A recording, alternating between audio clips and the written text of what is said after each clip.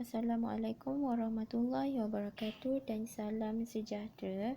Nama Cikgu Nur Hazira binti Rosman. Kamu semua boleh panggil Cikgu Hazira. Seperti yang kita sedia maklum, negara kita sekarang masih berada dalam tempoh Perintah Kawalan Pergerakan. Kamu semua sihat ke? Sihat, Alhamdulillah. Jadi, kalau kamu semua nak pergi keluar untuk membeli bekalan keperluan rumah tu, berbelanjalah mengikut keperluan dan jaga jarak sosial ketika beratur. Jaga kebersihan diri dengan kerap membasuh tangan, menggunakan sabun dan juga memakai hand sanitizer. Patuhi arahan Perintah Kawalan Pergerakan yang diarahkan oleh kerajaan dengan terus kekal di rumah kerana tempoh 2 minggu ini amat penting untuk kita semua memutuskan rantaian jangkitan COVID-19 ni. Okey, sebelum ni kamu semua sudah belajar mengenai pengenalan kerja perobohan bersama dengan Cikgu Izzati, juga jenis-jenis perobohan dan kriteria semasa perobohan bersama Cikgu Syuhada. Jadi, jom kita sama-sama saksikan video yang telah saya sediakan.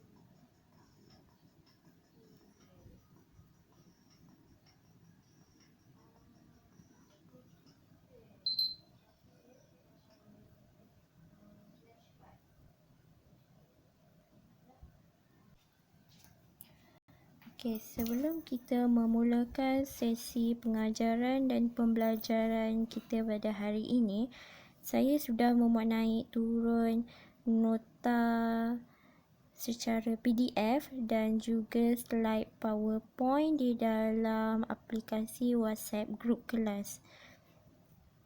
Okey, kaedah perobohan terdapat 3 jenis kaedah perobohan, iaitu secara manual atau insani yang menggunakan tenaga kerja manusia, alatan jentera dan juga bahan letupan.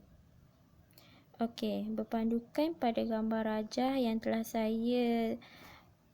kita dapat lihat, situasi pertama, gambar rajah kiri pada sebelah atas, seorang pekerja sedang melakukan kerja-kerja perobohan struktur dengan menggunakan jentera atau mesin tangan. Pada gambar rajah kedua di sebelah kanannya pula, sebuah kren bersama berbola besi dihayunkan pada struktur bangunan perobohan. Gambar rajah ketiga, sebuah bangunan dirobohkan dengan menggunakan kaedah letupan. Gambar rajah seterusnya, struktur perobohan dilakukan pada bangunan dengan menggunakan kren. Okey, jom kita pergi pada satu-satu kaedah. Kaedah manual.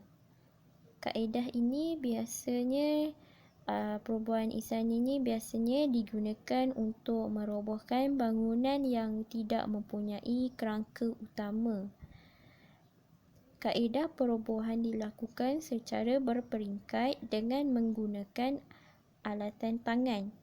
Alatan mengangkut seperti kren diperlukan juga untuk mengangkat dan juga menurunkan bahagian-bahagian runtuhan yang telah dipecahkan. Pembuangan sisa perobohan pada tapak binaan hendaklah lebih daripada 6,000 mm atau separuh dari ketinggian bangunan robohan tersebut. Jaring atau net perlu dipasang pada sekeliling bangunan untuk mengelakkan serpihan perobohan melanting keluar ke luar tapak pembinaan. Dan juga kebaikan pada kaedah manual ini adalah kos operasinya murah, namun ia mengambil tempoh masa yang agak lama. Okey, melalui kaedah manual yang saya terangkan ini, perobohan ni dijalankan pada struktur bangunan yang tidak mempunyai rangka utama. Maksudnya di sini, ianya kerja perobohan ini dijalankan pada pembahagian ruang bilik seperti membuat pengubahsuaian atau renovation di dapur, ruang tamu, jika nak besarkan ruang tamu, partition bilik atau ruang bilik air. Jadi kaedah secara manual ni efisien jika digunakan. Okey, kamu rasa boleh ke kaedah manual ni dijalankan pada bangunan yang tinggi, contohnya seperti flat dan kondominium? Okey, jawapannya boleh. Secara manual ni boleh dijalankan. Tapi macam mana kita nak angkut barang-barang struktur bangunan, bahagian-bahagian yang telah dipecahkan tu? Okey, yang tadi telah saya terangkan, alat-alat mengangkut seperti kren yang tinggi yang boleh mencapai pada struktur bangunan yang pecahan yang hendak dirobohkan tu, dan juga penggunaan lori boleh digunakan untuk mengangkut struktur-struktur yang telah dipecahkan. Jika kita hendak menggunakan secara manual menggunakan kereta sorong, ianya tidak relevan untuk digunakan. Okey, seterusnya, jika kita perhatikan pada gambar di dalam slide point tersebut, kita dapat lihat pada sebelah kanan tu adalah mesin tangan yang digunakan dalam kaedah manual. Okey, seterusnya, kaedah perobohan menggunakan jentera. Perlu diingatkan semula, kaedah perobohan menggunakan jentera terdapat pelbagai kaedah sebenarnya. Namun saya akan perincikan hanya beberapa sahaja yang digunakan di dalam Malaysia yang paling popular. Okey, pertama, tarikan menggunakan kabel perobohan jenis serentak. Kabel ni akan diikatkan pada hujung ke hujung struktur bangunan dan daya tarikan akan ditingkatkan secara perlahan-lahan. Tuli atau jentera berat akan menarik bahagian struktur bangunan tersebut. Okey, maksudnya di sini, pertama kita akan mengikat kabel yang agak kuat, kukuh Ya, dan selamat diikatkan pada hujung bangunan ke hujung bangunan. Kemudian daya tarikan akan ditingkatkan secara perlahan-lahan. Kemudian pada masa yang sama, jentera berat turut akan menarik struktur tersebut. Di mana pada ketika ini struktur itu struktur di dalam rangka-rangka utamanya sudah berada dalam keadaan yang lemah. Kabel yang digunakan perlu kuat dan juga selamat. Okey, sebelum kita memulakan kerja-kerja atau aktiviti-aktiviti di tapak bina, kita perlu mengadakan atau membuat pemilihan barang-barangan jentera atau memastikan keselamatan di tapak binaan itu sendiri berada dalam keadaan selamat. Jadi jentera-jentera peralatan juga perlu dipastikan dalam keadaan selamat untuk digunakan. Ukur lilit kabel ni pula tidak kurang daripada 38 mm. Namun keburukannya ianya tidak sesuai digunakan pada bangunan yang besar. Okey, seterusnya kaedah perobohan jentera menggunakan pemecah hidrolik.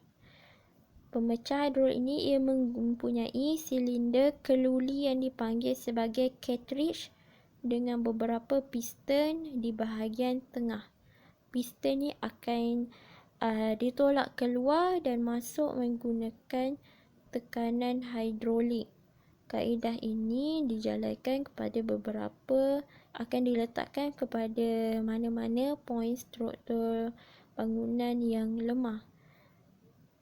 Kelemahannya adalah kosnya agak tinggi dan perobohannya lama dan juga sulit untuk dijalankan kerana pengendali jentera tersebut perlu mencari poin-poin struktur yang lemah. Seterusnya, kaedah perobohan jentera menggunakan pusher arm. Kamu semua pernah tak melihat jentera ni? Okey, sebenarnya jentera ni dah lama dah digunakan di Malaysia. Okey, alat ini pula dapat merobohkan bahagian demi bahagian bangunan. Mesin ni akan dipasangkan dengan lengan keluli yang agak panjang dengan mengeluarkan daya tujahan mendatar. Ia dikendalikan oleh pengendali jentera yang kompeten bagi mengelakkan kemalangan di tapak bina. Okey, sebelum memulakan kerja perobohan, jentera ni akan diletakkan pada struktur tanah yang kuat untuk menampung daya tujahan ketika melakukan aktiviti perobohan. Kawasan kendalian jentera ini mestilah tidak kurang dari 6,000 mm dari tempat perobohan. Dan juga ketinggian binaan ini dapat dirobohkan oleh jentera ini bermula dari ketinggian lengan jentera iaitu 0.6 meter sahaja. Kemudian kaedah perobohan jentera menggunakan kren dan bobola pemusnah.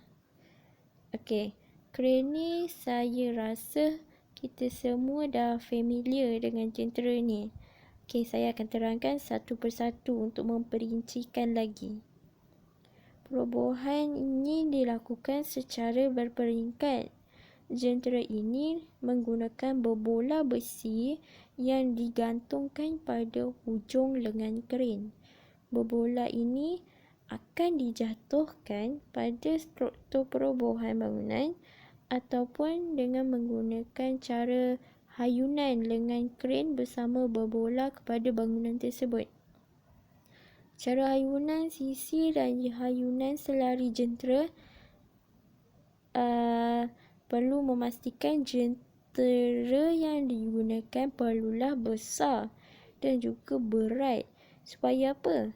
Supaya jentera yang mengendalikan itu tidak mengalami kemalangan, iaitu seperti terbalik, kereta tersebut terbalik. Perobohan ini digunakan tidak boleh pada ketinggian bangunan melebihi 30 meter tinggi, kerana kita risau jika serpihan perobohan akan melanting keluar daripada tempat perobohan kita. Seterusnya, kaedah perobohan menggunakan letupan ataupun dinamite. Bahan yang biasa digunakan untuk di dalam kerja letupan ini adalah nitroglycerin dan juga amonia nitrate. Digunakan pada kawasan tapak yang tidak terkurung. Maksudnya, tapak perobohan yang hendak dijalankan tidak boleh pada ruangan yang terkurung, tidak boleh mempunyai kawasan kejiranannya seperti terdapat bangunan di sebelahnya atau apa-apa struktur bangunan di pada sekeliling kawasan perobohan tersebut. Ianya digunakan sekiranya kawasan yang hendak dirobohkan tidak sesuai menggunakan kaedah insani atau manual dan juga jentera. Contohnya, pembinaan terowong di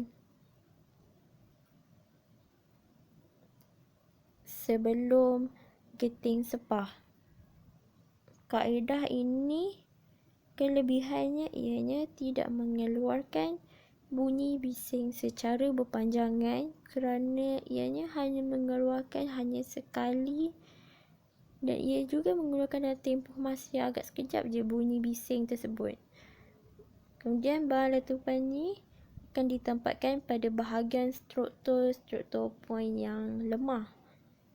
Kemudian kelebihannya lagi, tenaga buruh yang digunakan juga agak sedikit jika dibandingkan dengan menggunakan kaedah jentera dan juga kaedah manual.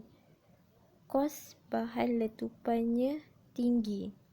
Walaupun kaedah letupan ni digunakan akan mempercepatkan proses perobohan pada struktur bangunan, namun ianya akan mengeluarkan kos dari segi kewangan yang agak tinggi. Okey, baiklah. Okey, semua. Nampaknya kita sudah di akhir sesi pengajaran dan juga pembelajaran topik kaedah perobohan. Sebelum mengakhiri sesi ini, saya segala nota-nota, slide PDF dan juga slide point saya dah share di dalam grup WhatsApp kelas. Okey, bagi menilai tahap ingatan pelajar mengenai topik yang telah saya ajar, saya dah sediakan satu permainan Kahoot di atas talian dengan duration masa saya telah tetapkan selama 5 hari. Bermakna kamu semua akan diberi tempoh masa selama 5 hari untuk membuat latihan di dalam Kahoot ini. Tidak boleh melebihi daripada tempoh ini. Saya akan mengambil markah pada setiap markah yang telah kamu perolehi. Okey, syaratnya seorang pelajar perlu menjawab sekali sahaja. Okey, tak boleh jawab banyak-banyak kali, okey? Okey, link Kahoot ni saya dah sediakan dan masukkan juga di dalam grup kelas WhatsApp.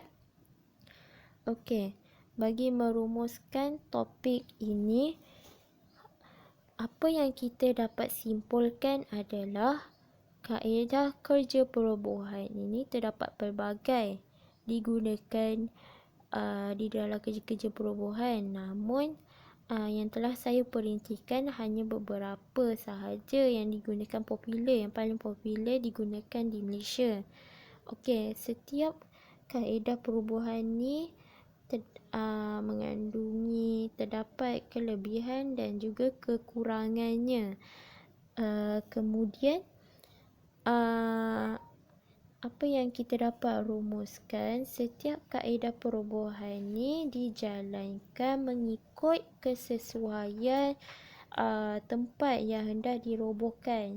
Contohnya, bagi kaedah perubahan secara letupan, kita tidak boleh menggunakan kaedah secara insani atau manual kerana ia akan menyulitkan kerja perubahan tersebut. Jadi kaedah letupan akan digunakan. Baiklah kelas, saya harapkan agar pelajar saya terus kekal proaktif, cergas di dalam pembelajaran. Baiklah kelas,